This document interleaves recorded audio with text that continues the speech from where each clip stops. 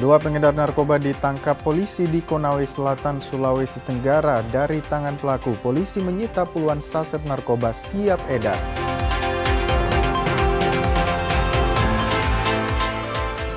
Kebakaran hutan dan lahan terjadi di sejumlah wilayah di Indonesia. Di Papua Tengah, pemerintahan setempat resmi menetapkan status tanggap darurat bencana selama 14 hari.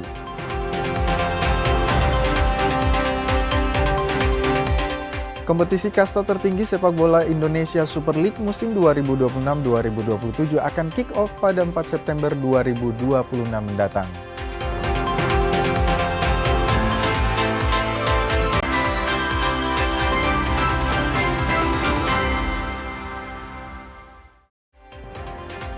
Halo, selamat pagi saudara. Anda menyaksikan Kompas Pagi hanya di Kompas TV Independen Terpercaya. Selain 3 berita utama tadi, kami juga akan kembali menghadirkan sejumlah informasi dan berita menarik lainnya untuk menemani aktivitas pagi Anda hari ini. Bersama saya Gufran Lamataha, inilah Kompas Pagi selengkapnya.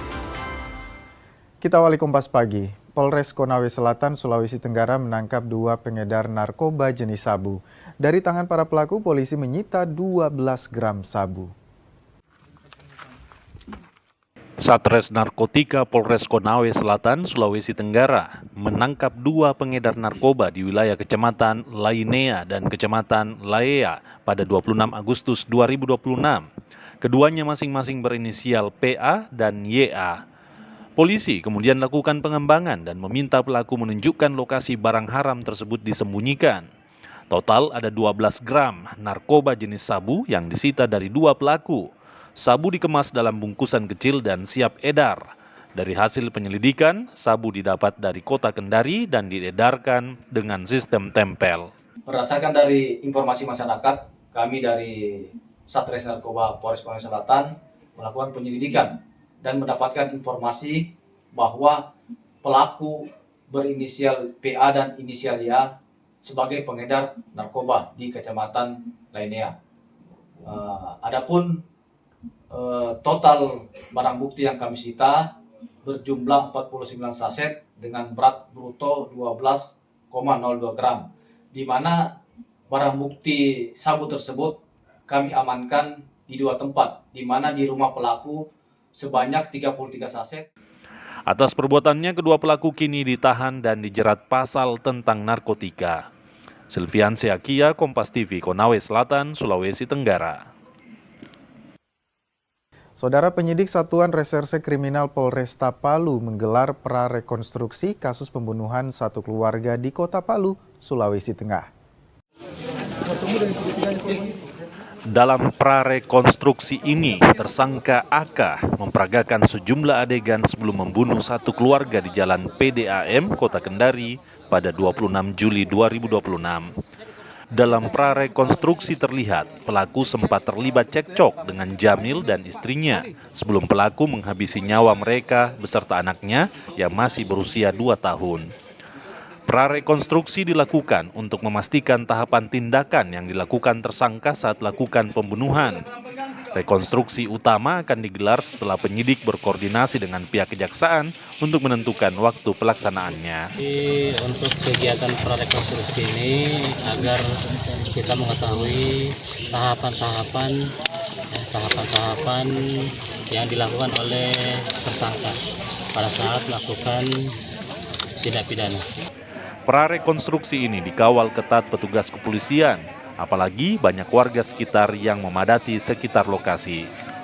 Sebelumnya, AK, pelaku pembunuhan satu keluarga ini menyerahkan diri kepada polisi pada Rabu 26 Agustus 2026 setelah hampir 1 bulan menjadi buronan dan bersembunyi di kawasan hutan bekas likuifaksi Balaroa, Kota Palu. Rolis Muhlis, Kompas TV Palu, Sulawesi Tengah. Kebakaran hebat melanda sebuah bengkel mobil di Kabupaten Maros, Sulawesi Selatan. Kebakaran ini juga menghanguskan 1 unit mobil dan sepeda motor yang terparkir di dalam bengkel. Rekaman video amatir ini memperlihatkan kobaran api besar melalap sebuah bengkel mobil di Dusun Pamajengan, Kecamatan Moncongloe, Kabupaten Maros, 26 Agustus 2026 malam. Warga di lokasi sempat panik, apalagi kebakaran ini disertai suara ledakan. Warga di lokasi berupaya memadamkan api dengan peralatan seadanya. Namun, banyaknya material yang mudah terbakar membuat api dengan cepat membesar dan menghanguskan seluruh bangunan. Selain menghanguskan bangunan bengkel, kobaran api juga melahap 1 unit mobil dan 1 sepeda motor yang terparkir di dalam bengkel. Kobaran api baru berhasil dipadamkan setelah petugas pemadam kebakaran dari Makassar dan Maros tiba di lokasi untuk memadamkan api. Dan 3 unit dari Markas Komando Maros dan ada perbantuan dari teman-teman Kota Makassar dan per Kota Makassar itu sebanyak 3 unit, Pak. Ini yang terbakar apa, Pak? Yang terbakar ini, Pak, bengkel Diko atau bengkel Ketuk Magic, Pak. Bengkel mobil. Oh, itu yang terbakar selain bangunan apa gitu? Tidak ada kendaraan atau gitu? Kendaraan saya lihat tadi ada 1 buah unit motor roda 2 dan ada 1 unit roda 4, Pak. Saat ini, kasus kebakaran sementara dalam penanganan pihak kepolisian sektor Moncongloe untuk mengungkap penyebab pasti kebakaran. Dugaan sementara, kebakaran dipicu korsleting listrik. Aziz Hamid, Kompas TV Maros, Sulawesi Selatan. Masih kasus soal kebakaran, saudara, sebuah bus di Makassar, Sulawesi Selatan hangus terbakar. Kebakaran terjadi saat bus dalam proses perbaikan. Kebakaran bus ini terjadi di Jalan Taman Makam Pahlawan, Kota Makassar, Sulawesi Selatan, 26 Agustus 2026. Besarnya kobaran api membuat warga sekitar sempat panik. Petugas pemadam kebakaran langsung diterjunkan ke lokasi. 3 armada pemadam dikerahkan untuk memadamkan kobaran api dan memastikan api tak merambat ke area sekitar. Kebakaran bus ini diduga akibat percikan api yang mengenai kursi saat proses pemotongan pintu bus. Dari info dari Bapak tadi itu dari percikan api, kan kita sementara lagi mengas pintu mobil itu terjadi dengan potong. Seperti begitu infonya. Terus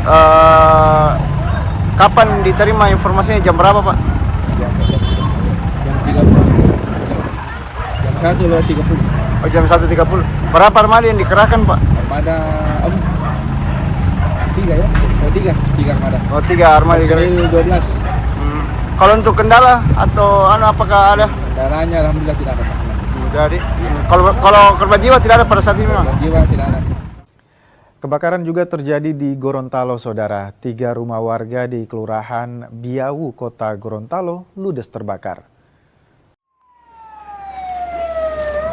2 rumah warga dan 1 kios rempah-rempah di Kelurahan Biawu, Kota Gorontalo ludes terbakar pada Rabu sore.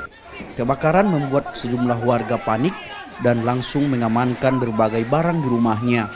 5 mobil pemadam kebakaran dan 1 mobil khusus karhutla dikerahkan untuk memadamkan api dibantu warga setempat. Warga menyebut api pertama kali muncul dari salah satu dapur rumah dan dengan cepat merembet ke 2 bangunan di sekitarnya. Bagaimana yang Bang dapat pertama? Yang dapat pertama ada dulu di muka situ kan, baru ada Birman situ baterai kebakaran. Baru pas yang buka baju yang saya ada ke situ, ternyata itu ada api dari dapur. Dari dapur langsung menyebar ke muka, baru angin bawa ke kiri. Sempat ada siram-siram, cuman memang tidak mampu. Itu akses jalan atau air jauh. Beruntung tidak ada korban jiwa dalam peristiwa ini. Namun 3 bangunan rumah dan sebagian besar barang berharga habis terbakar. Hampir 2 jam proses pemadaman di tengah hembusan angin kencang. Namun akhirnya api berhasil dipadamkan.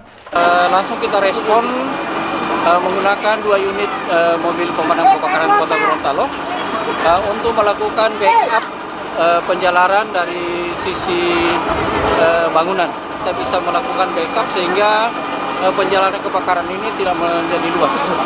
Pak, tadi informasi ada berapa rumah yang terbakar? Jadi sumber apinya informasi secara sepintas kita bisa lihat ada 3 bangunan yang terpapar kebakaran. Kondisinya rata-rata 90%, bahkan ada yang 100%. 1 unit, ada 2 unit hampir 100%. Meski begitu, petugas masih melakukan pendalaman untuk mengetahui sumber api dan total kerugian dalam kebakaran ini. Fikar Buntuan, Kompas TV, Gorontalo. Saudara, informasi mengenai kebakaran hutan dan lahan terjadi di sejumlah wilayah Indonesia. Asap pekat beracun mengancam kesehatan warga. Kompas Pagi, saudara, akan kembali usai jeda berikut, tetap bersama kami.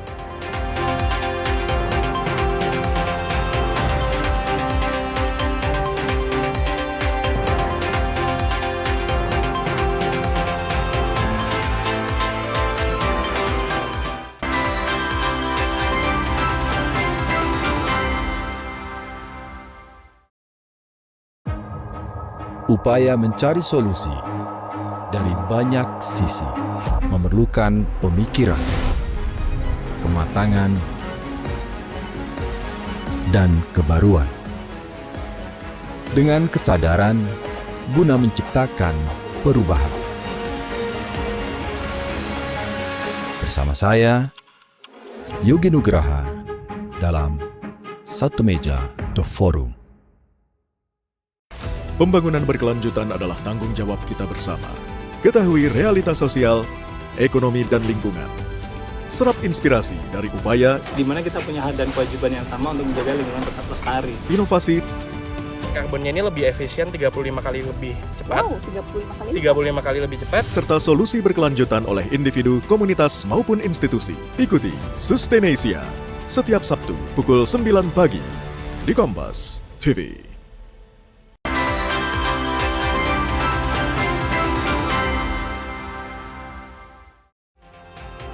Terima kasih saudara, Anda kembali bersama kami di Kompas Pagi, masih bersama saya Gufran Lamataha. Kita ke informasi berikutnya. Kebakaran menghanguskan sedikitnya 8 hektar lahan di Kabupaten Morowali Utara. Tim gabungan masih berjibaku memadamkan kobaran api.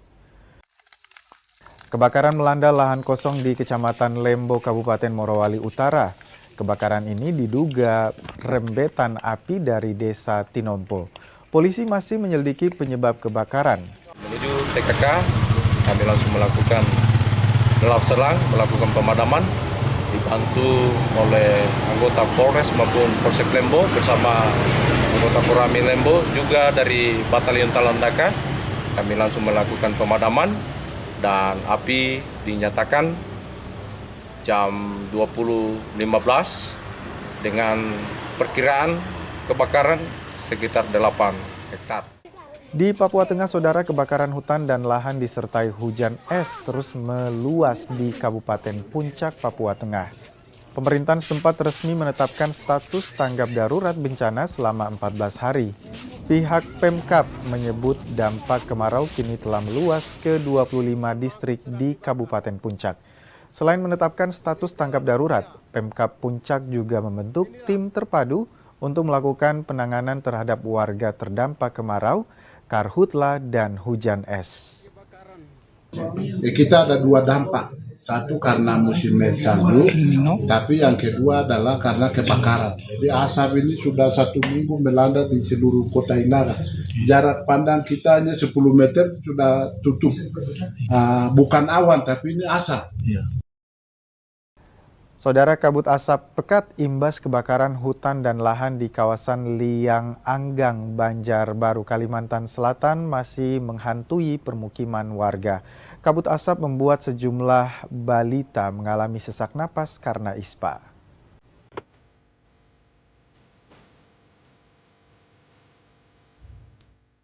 Kabut asap pekat imbas kebakaran hutan dan lahan di kawasan Liang Anggang, Banjarbaru, Kalimantan Selatan masih menghantui permukiman warga. Kondisi ini memicu kecemasan warga, terutama keluarga dengan balita. Mereka menjadi korban paparan asap karhutla. Mereka mengalami gejala kesehatan, mulai dari batuk berlebih, muntah-muntah, hingga kehilangan nafsu makan lantaran kabut asap menerobos masuk ke dalam rumah. Sang nenek terpaksa menutupi cucunya dengan kelambu agar terhindar asap lebih parah. Asapnya ini sampai jam 7 tadi masih masih kabut benar, jadi mudah-mudahan aja Bang sampai kayak itu. Nah, sebab sebenarnya masih kabut, ini cucokannya makin bertambah sakit. Sampai masuk ke rumah, Bu? Sampai masuk ke rumah. Kabut asapnya sampai ke rumah, jadi ku tutupi ke lambu, ku tutup lawang supaya jangan terkena asap. Petugas kesehatan langsung memeriksa kondisi sang balita yang sakit akibat terpapar kabut asap. Dinas Kesehatan Provinsi Kalimantan Selatan mencatat ada lebih dari 300 warga yang datang memeriksakan diri serta mendapatkan bantuan masker. Petugas memastikan mayoritas masyarakat mengeluhkan gejala ispa seperti batuk, pusing, hingga pegal-pegal. Alhamdulillah ketika kita membuka posko pelayanan itu pada masyarakat itu, masyarakat antusias untuk pemeriksaan kesehatannya dan juga mendapatkan masker di sana. Itu total lebih dari 300 orang semuanya. Mayoritas mengeluhkan apa? Ada batuk, ada juga pusing, kemudian ada juga yang penyakit lainnya seperti pegal-pegal dan sebagainya. Hingga kini, terdata sebanyak 5 posko kesehatan yang bersiaga di Banjarbaru dan Kabupaten Banjar. Pelayanan kesehatan disediakan di kawasan terdampak kebakaran hutan dan lahan agar kelompok rentan seperti balita dan lansia dapat segera tertangani.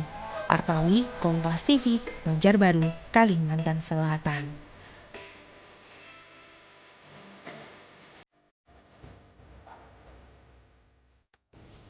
Kita ke informasi lainnya, Saudara. BMKG Stasiun Meteorologi Samratulangi Manado meminta warga Sulawesi Utara mewaspadai potensi kebakaran lahan. Hal ini merujuk dari Fire Weather Index di hampir seluruh wilayah Sulawesi Utara berada pada kategori tinggi bahkan sangat tinggi dalam 7 hari ke depan. BMKG Stasiun Meteorologi Samratulangi Manado menjelaskan Fire Weather Index di hampir seluruh wilayah Sulawesi Utara berada pada kategori tinggi. Kondisi ini perlu diwaspadai karena jika terjadi kebakaran, api dapat dengan cepat membakar lahan dan menyebar ke area lain. Berdasarkan pantauan BMKG, kondisi Fire Weather Index kategori tinggi ini diperkirakan berlangsung hingga 7 hari ke depan. Berdasarkan indeks Fire Weather Index, yaitu tingkat intensitas api jika terjadi kebakaran hutan atau lahan. Dan di hari ini pada tanggal 26 Agustus 2026, yaitu di sebagian besar wilayah Sulawesi Utara itu intensitasnya tinggi hingga sangat tinggi. Jadi jika terjadi kebakaran hutan, tingkat intensitas apinya itu tinggi hingga sangat tinggi. Pokoknya terbakar dulu baru terdapat intensitasnya itu. Seperti itu. Kecuali untuk wilayah Bolmong Selatan, yaitu di situ ada warnanya moderate, sedang atau biru rendah seperti itu. Dinas Pemadam Kebakaran dan Penyelamatan Kota Manado mencatat hingga 24 Agustus telah terjadi lebih dari 130 kebakaran lahan di Kota Manado. Adalah kebakaran alang-alang atau lahan di musim El Nino ini. Karena di bulan Juni kita kebakaran alang-alang baru 3 kejadian. Dan di bulan Juli ada 61 kejadian alang-alang, dan di bulan Agustus ini adalah 134 kejadian kebakaran alang-alang sampai. Menyikapi kondisi ini, masyarakat diminta untuk tetap waspada. Warga juga diimbau tidak membakar sampah sembarangan, serta tidak membuka lahan dengan cara membakar. Swingli Manderes, Kompas TV Manado, Sulawesi Utara. Saudara, gempa 7,7 guncang NTT 15 Agustus lalu menyisakan duka mendalam, tak terkecuali bagi Syamsir Abdullahar. Tak hanya trauma, dia juga harus kehilangan rumahnya yang ikut terbakar saat gempa terjadi.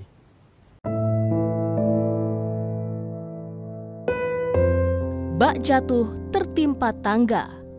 Itulah yang dirasakan korban gempa NTT Syamsir Abdullahar asal Reok, Manggarai Sabtu 15 Agustus lalu.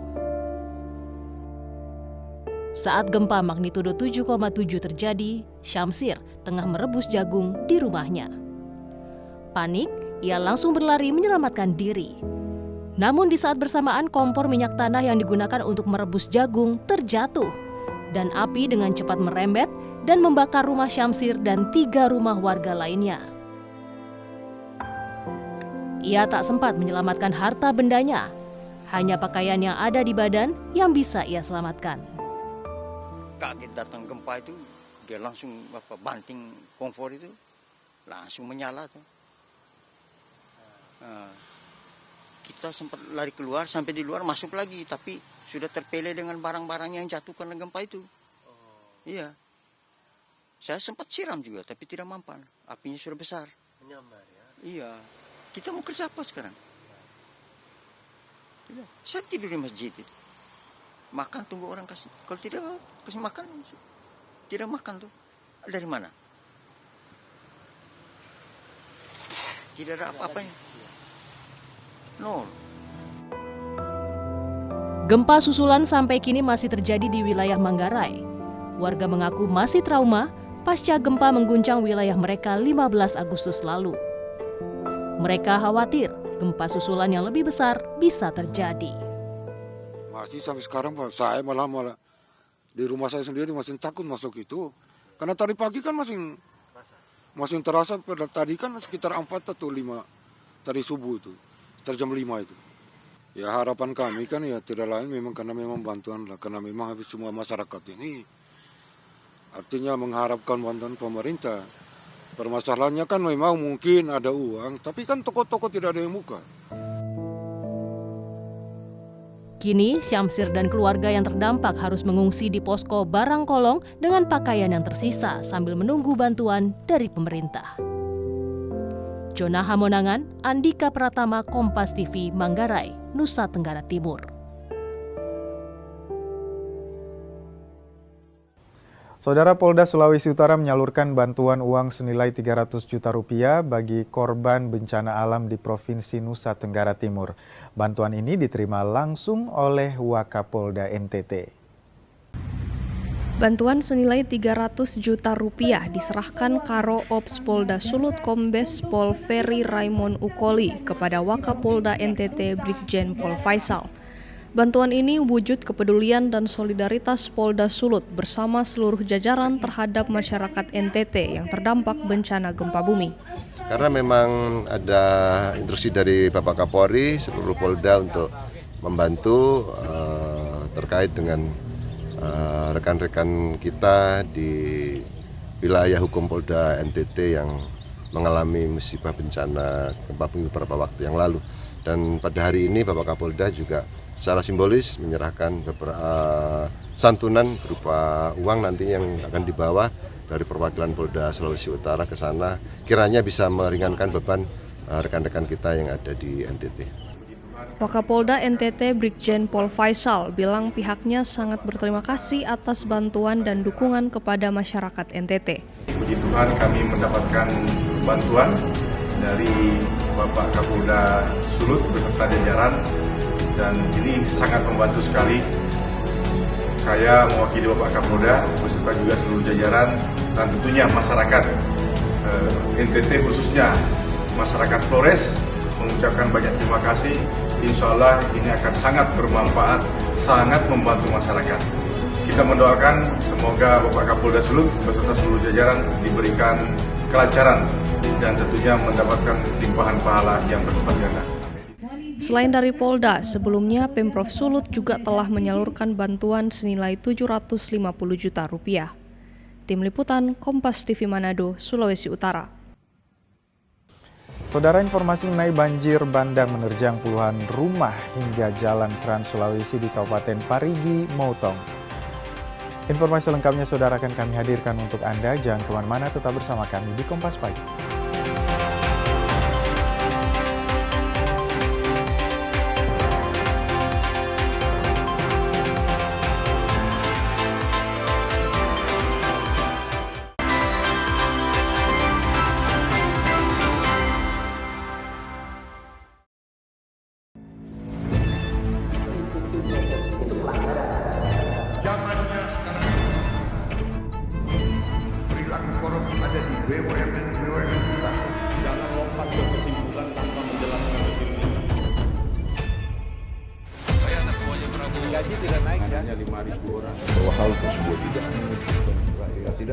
Bola Liar setiap Jumat pukul 8:30 malam live di Kompas TV. Sebuah penelusuran jurnalis. Gambarkan situasi di depan dari Polda Metro Jaya tidak hanya di bagian dalam, kemudian akan disampaikan polisi lepaskan. Tampaknya suasana sudah tidak kondusif. Investigasi untuk mencari bukti. Tapi yang harus dibuktikan adalah lokasinya. Anda berani menunjukkan kemudian hak angket ini akan berujung pada pemakzulan. Investigasi setiap Senin pukul 8:30 malam di Kompas TV.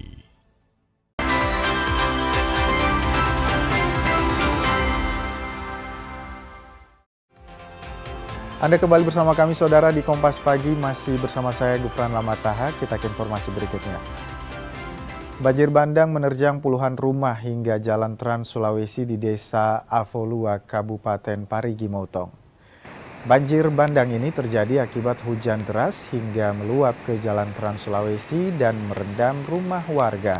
Sebanyak 28 kepala keluarga di 2 dusun terdampak, serta Jalan Trans Sulawesi tertimbun material kayu dan lumpur sepanjang 500 meter. Akibat banjir, warga harus bertahan di tenda pengungsian dan berharap ada bantuan, khususnya makanan siap saji. Saat ini pemerintah sudah menetapkan status tanggap darurat selama 14 hari ke depan dan berkomitmen segera memulihkan situasi. Saudara, PT ASDP Indonesia Ferry Cabang Ambon menegaskan bahwa penerapan tarif suplesi atau pelayanan tambah di lintasan Munimua Waipirit adalah legal dan sesuai aturan yang berlaku. Pihak ASDP memastikan penggunaan tarif suplesi atau tarif layanan tambahan di pelabuhan penyeberangan Munimua Waipirit memiliki dasar regulasi dan kewenangan yang jelas dari pemerintah. PLT JM ASDP Cabang Ambon, Hafiludin Usman bilang, aturan ini mengacu pada Peraturan Menteri Perhubungan Nomor 66 Tahun 2019. Regulasi tersebut membagi 2 jenis tarif, yakni tarif dasar ekonomi dan tarif pelayanan non-ekonomi. Untuk tarif ekonomi di Maluku, operator tetap berpatokan pada keputusan Gubernur Maluku Nomor 16 dan 25 Tahun 2024. Sedangkan tarif non-ekonomi atau suplesi merupakan kewenangan badan usaha operator penyeberangan. Setiap penentuan tarif tadi disampaikan Pak Dirut, untuk tarif ekonomi itu kami memang berlandaskan dengan keputusan Gubernur tahun 2024 nomor 1625. Adapun masalah suplesi itu kita kembali merujuk di PM 66 2019 ke Peraturan Menteri Perhubungan bahwa untuk penentuan tarif non ekonomi itu dikembalikan kepada Badan Usaha Angkutan Penyeberangan, dalam hal ini mungkin operator. Untuk itu, masyarakat diminta tidak ragu menyampaikan laporan apabila menemukan adanya dugaan pungutan di luar ketentuan. Setiap laporan akan menjadi bagian dari pengawasan dan evaluasi terhadap pelayanan penyeberangan. Yahya Lating, Kompas TV, Ambon, Maluku. Menjelang peringatan Hari Ulang Tahun ke-451 Kota Ambon, pemerintah Kota Ambon kembali menghidupkan permainan tradisional bagi para pelajar. Langkah ini diambil sebagai upaya untuk menyelamatkan generasi muda dari ketergantungan gawai atau gadget. Keceriaan dan gelak tawa anak-anak ini kembali mewarnai ruang publik di Kota Ambon. Permainan tradisional yang dulu begitu dekat dengan kehidupan anak-anak di Ambon dan Maluku kini kembali diperkenalkan dan diperlombakan. Ragam permainan rekreasi seperti lari estafet dengan bendera, lompat karung, bakiak, hingga permainan strategi seperti boy dan asen turut dipertandingkan dengan penuh antusiasme. Nah, ini semua rangkaian kegiatan yang dibuat untuk menyongsong peringatan Hari Ulang Tahun ke-451 Kota Ambon. Ya, dan banyak mata lomba di sana. Dan ini pertanda bahwa kita ingin membangun Ambon dalam semangat kebersamaan, melibatkan seluruh komponen. Ya, mudah-mudahan dia berdampak bagi penguatan semangat kebersamaan hidup orang bersaudara di Kota Ambon. Pemerintah Kota Ambon berharap permainan tradisional ini tidak hanya hadir secara momentum saat perayaan Hari Jadi Kota, namun dapat terus dilestarikan di lingkungan sekolah maupun pemukiman, agar tetap menjadi bagian dari tumbuh kembang kehidupan anak-anak di Kota Ambon. Yahya Lating, Kompas TV, Ambon, Maluku. Kita ke informasi lainnya, saudara. Sekitar 14 ton kopra hasil produksi masyarakat adat dari 3 kampung di Merauke berhasil dikumpulkan untuk dikirim ke pasar Surabaya. Uji coba program pengolahan kopra di 3 kampung di distrik Semangga dimulai Februari 2026 kini membuahkan hasil. Perdana, sekitar 14 ton kopra hasil olahan masyarakat adat di Kampung Urum, Waninggap Nanggo, dan Matara dikirim ke Surabaya. Sebelumnya, pengolahan kopra ini merupakan inisiatif untuk mendampingi masyarakat adat memanfaatkan komoditas kelapa di 3 kampung ini. Sebelum didampingi, tidak banyak masyarakat yang mengolah kelapa menjadi kopra, melainkan dijual sebagai kelapa muda. Namun, setelah gudang penampungan dibangun oleh pendamping di Kampung Matara, jumlah masyarakat yang memproduksi kopra mulai bertambah. Kopra 14 ton lebih, ini hasil produksi dari masyarakat adat. Karena di kampung ini kan hampir tiap hari persoalannya uang cash kan, mau beli ini itu pakai uang cash. Akhirnya kita coba untuk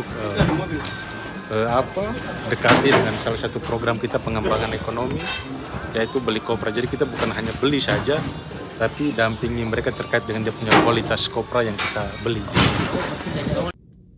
Bagi masyarakat, penjualan kopra menjadi salah satu cara untuk mendapatkan uang tunai guna memenuhi kebutuhan sehari-hari.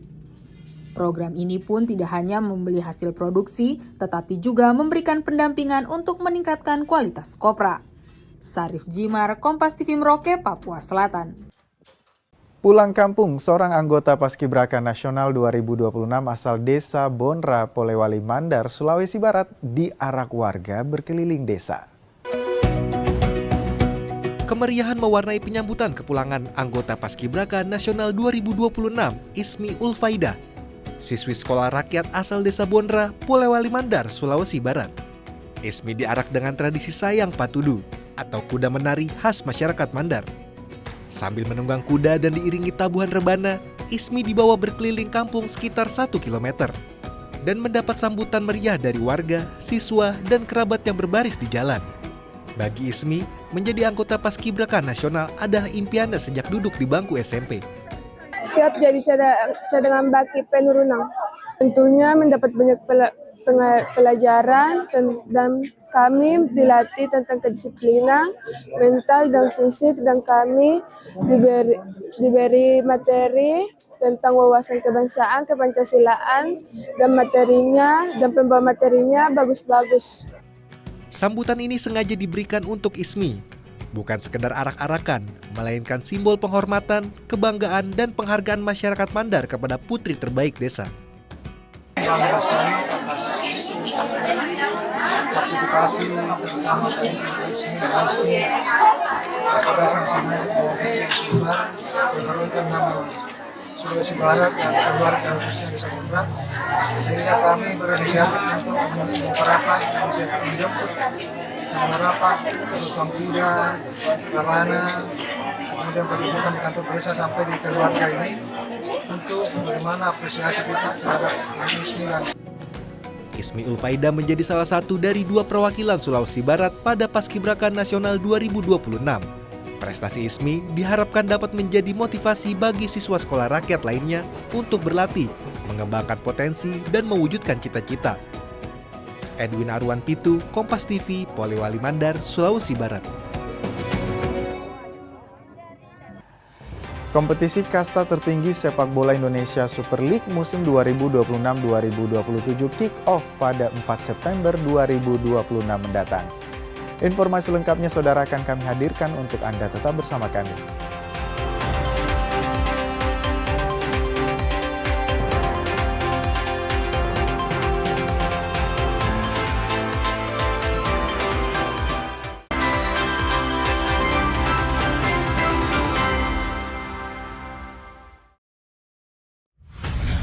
Menyingkap tabir yang menyelimuti realita.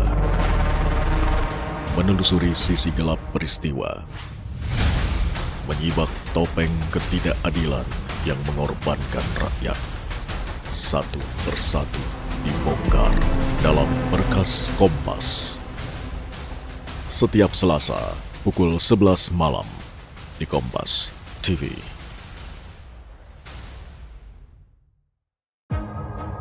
Upaya mencari solusi dari banyak sisi memerlukan pemikiran, kematangan,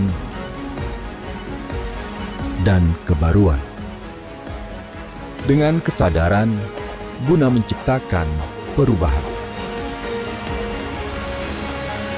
Bersama saya, Yogi Nugraha, dalam Satu Meja, The Forum.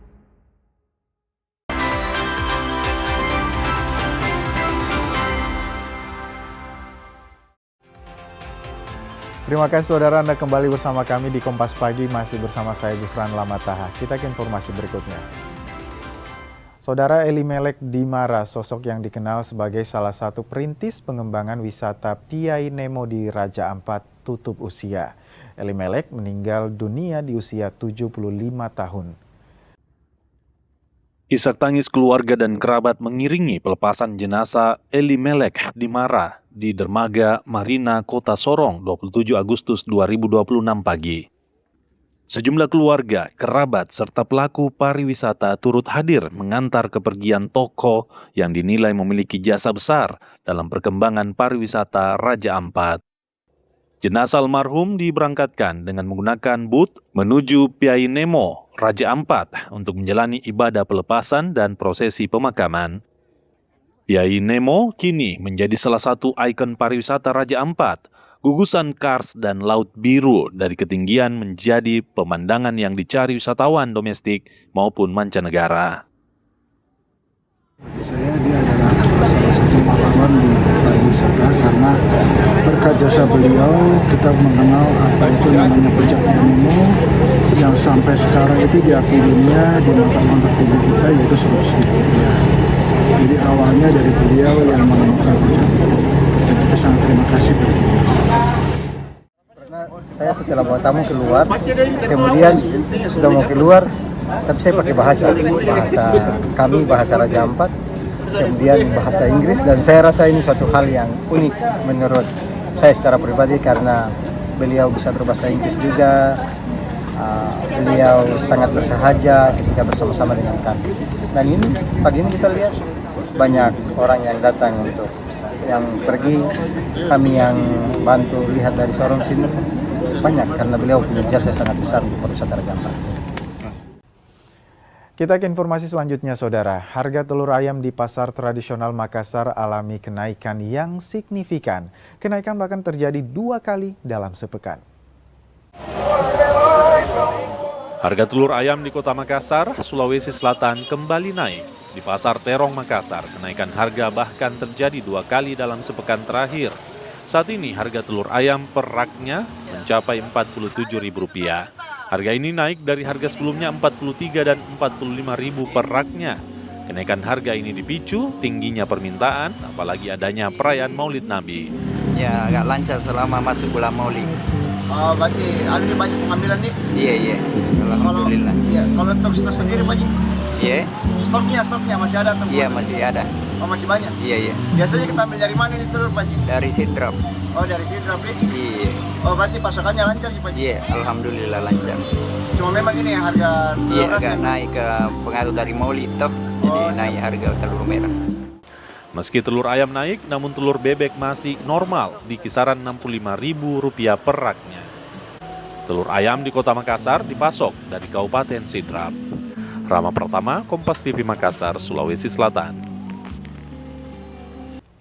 Saudara, melalui program kemitraan pendidikan berbasis industri, PT Arsy Indonesia dengan anak perusahaan PT MSM TTN dan PT Geopersada Mulia Abadi berupaya meningkatkan kompetisi bagi siswa-siswi di SMK Negeri 1 Likupang Timur.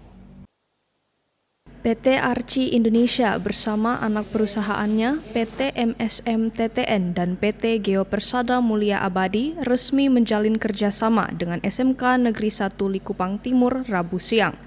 Kolaborasi ini bertujuan membekali siswa dengan pengetahuan dan keterampilan yang sesuai dengan kebutuhan dunia industri pertambangan.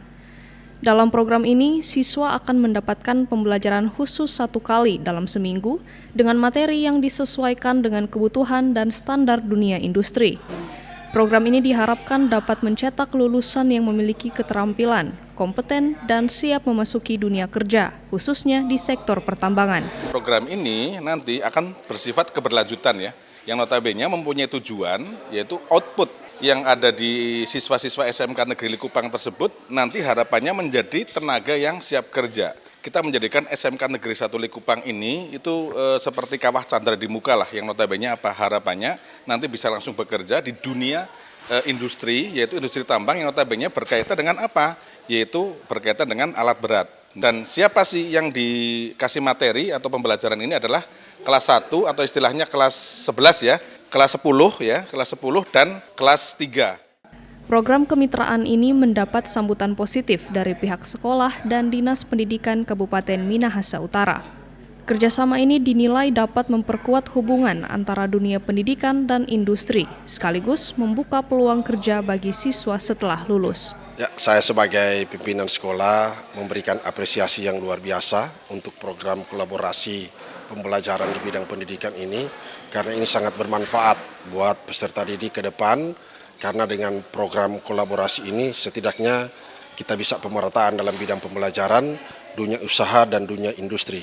Dan kami berharap ke depan kolaborasi ini tetap berjalan sehubungan dengan siswa SMK untuk siap ke depan. Merupakan peluang kesempatan yang baik bagi sekolah untuk menyiapkan siswa-siswa ini sehingga ke depannya mereka punya kompetensi yang luar biasa, ya kan? Karena seperti yang dipaparkan tadi memang untuk tenaga mekanik itu agak sedikit ya, pekerjanya itu sedikit, tapi dengan kegiatan ini ada kolaborasi ini pasti saya yakin akan memberikan peluang yang seluas-luasnya bagi para siswa untuk menjadi pekerja-pekerja yang tentunya sudah dipersiapkan. Program kolaborasi ini akan berlangsung selama 2 tahun. Meski demikian, kedua pihak berharap kerjasama ini dapat terus berlanjut sehingga memberikan manfaat bagi lebih banyak masyarakat di sekitar wilayah operasional pertambangan. Swingli Manderes, Kompas TV Manado, Sulawesi Utara. TNI Angkatan Darat baru saja merampungkan pengerjaan sumur bor di Sekolah Dasar Semangga 2, Merauke. Meski dibangun di halaman sekolah, penerima manfaat tak hanya guru dan siswa saja, melainkan dapat digunakan bagi warga, utamanya saat kemarau saat ini. Keceriaan murid sekolah dasar tampak saat Panglima Kodam Mandala Trikora, Maijen TNI Fritz Willem Rizard Pelamonia, hadir ke Sekolah Dasar Inpres Semangga 3 pada Rabu pagi. Kehadiran Pangdam Mandala Trikora ini untuk melihat pekerjaan sumur bor air bersih yang dibangun oleh personil TNI Angkatan Darat lewat program Karya Bakti TNI.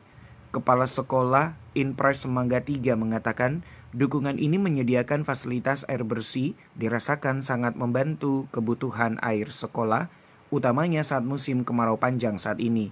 Meski berada di lingkungan sekolah, air dari sumur bor juga dapat digunakan warga untuk memenuhi kebutuhan air bersih warga. SD Inpres Semangga 3 mendapatkan bantuan 1 sumur bor. Ini sangatlah bermanfaat bagi siswa-siswi kami karena memang kami di wilayah Semangga untuk sumber air bersih memang susah. Dengan bantuan ini sangat bermanfaat bagi kami. Bahkan ada beberapa masyarakat pun bertanya, Pak, suatu saat kami bisa gunakan air ini. Selagi masih bisa, kenapa tidak bisa? Dan Syarif Jimar, Kompas TV Merauke, Papua Selatan. Saudara, personil TNI Angkatan Darat membangun 4 jembatan jenis Aramco di Kampung Waninggapsai, Distrik Tanah Miring, Kabupaten Merauke.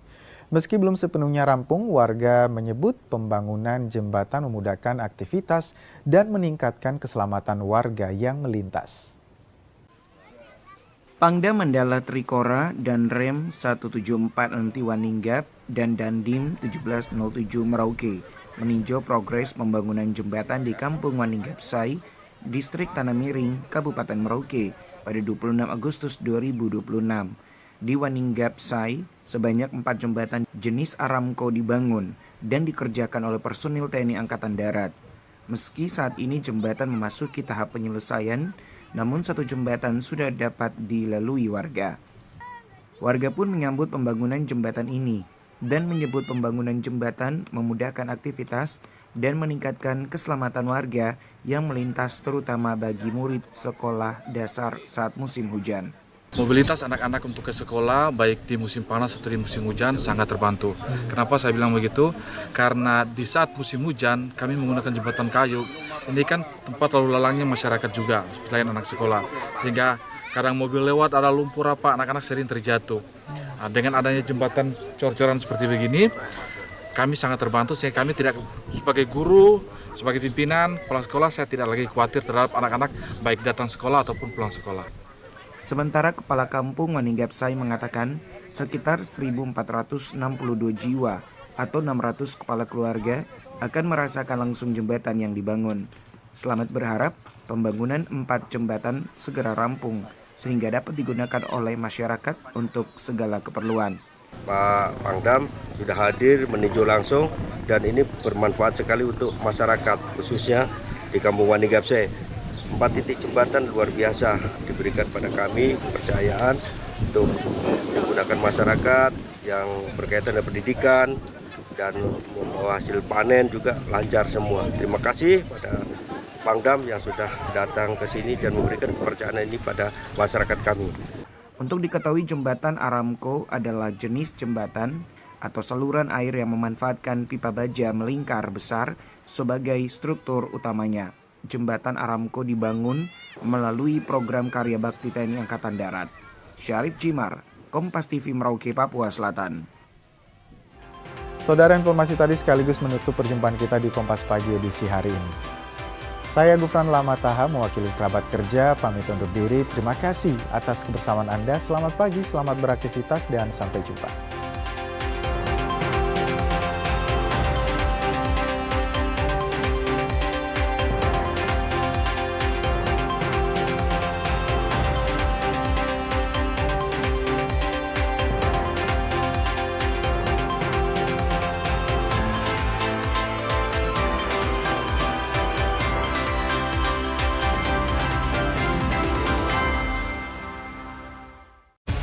Saat ini, siapapun bisa jadi media, pemengaruh, bahkan pendengar. Tapi kebenarannya, dapatkah dipertanggungjawabkan? Percayalah, hanya pada sumber independen yang menjunjung tinggi prinsip jurnalisme dalam setiap tayangan terbaiknya. Gelar bicara tajam mengupas fakta, memantik solusi. Doktor dan profesor itu bisa abal-abal dan dengan belise.